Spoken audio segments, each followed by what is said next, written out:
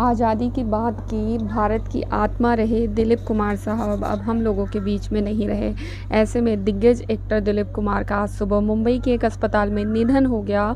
उनके निधन ने उनकी पत्नी और एक्ट्रेस सायरा बानो को बुरी तरह से तोड़ दिया।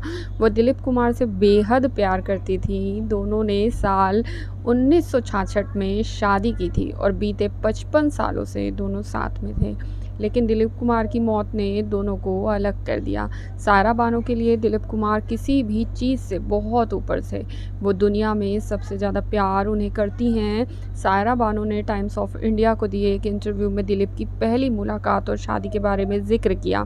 सायरा बानो ने इंटरव्यू में बताया कि वह और उनका भाई सुल्तान इंग्लैंड में पढ़ाई करते थे। उनकी माँ नसीम बानो उन्हें अक्सर यूरोप ट्रिप पर लेकर जाया करती थी। सायरा बानो ने कहा, मेरी माँ नसीम बानो भारतीय मूल्यों को समझने के लिए हमेशा भारत लेकर आती थी।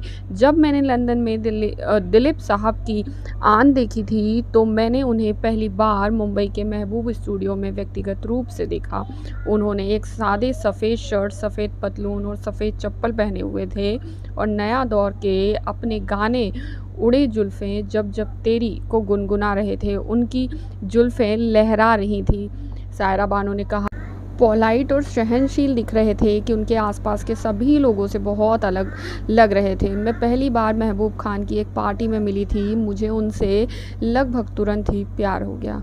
मैं तब सिर्फ 12 साल की थी। सायरा बानो ने कहा कि वो दिलीप साहब अब उनकी फैमिली फ्रेंड थे और उनके पेरेंट्स को जानते थे। दोनों के यहाँ होने वाले फंक्शंस में वो अक्सर एक दूसरे को न्योता देते थे। सायरा बानो ने कहा, मेरी पहली फिल्म जंगली थी और वह सुपरहिट हुई। लेकिन जब दिलीप साहब की राम और श्याम और संघर्ष की कास्टिंग चल रही थी तो मेरा नाम उनमें काट दिया गया। फिल्म के मेकर्स मेरे घर आए थे ऑफ़र लेकर, लेकिन दिलीप साहब ने उसे रिजेक्ट कर दिया। सायरा बानो ने आगे कहा, दिलीप साहब को लगा कि अभी मैं बहुत छोटी हूँ और वह हमेशा जानते थे कि वह मुझसे थोड़ा बड़े हैं।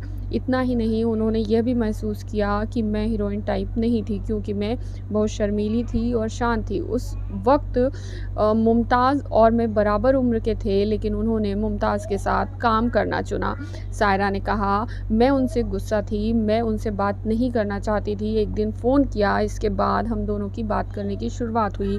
मैं उन दिनों प्यार मोहब्बत और झुक गया आसमान की शूटिंग कर रही थी, जबकि वह मद्रास जो कि अब चेन्नई कहलाता है, मैं राम और श्याम और आदमी की शूटिंग कर रहे थे। वो पैकअप के बाद हर शाम मुंबई के लिए फ़्लाइट में आते थे। वो हमारे साथ डिनर करते थे और अगली सुबह वापस चले जाते थे।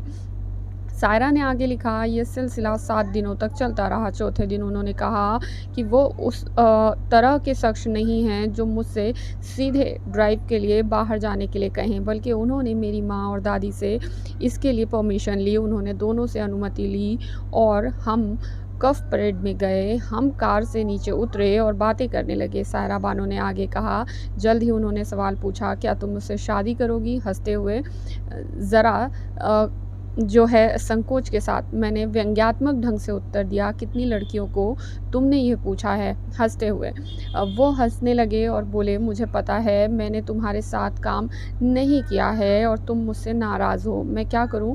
मुझे हमेशा लगता था कि तुम बहुत छोटी हो। मैंने उनसे कहा कि शादी जैसी बातें बड़ों से करनी चाहिए। उन्होंने कहा कि हमें अभी वापस जाना चाहिए और उनसे बात करनी चाहिए। हम तब अपने नए पाली हिल घर में शिफ्ट नहीं हुए थे, लेकिन नेपियन सी रोड सी बैले अपार्टमेंट में रहा करते थे। हम लौट आए और उन्होंने मेरी दादी और माँ से शादी के लिए इजाज़त ली।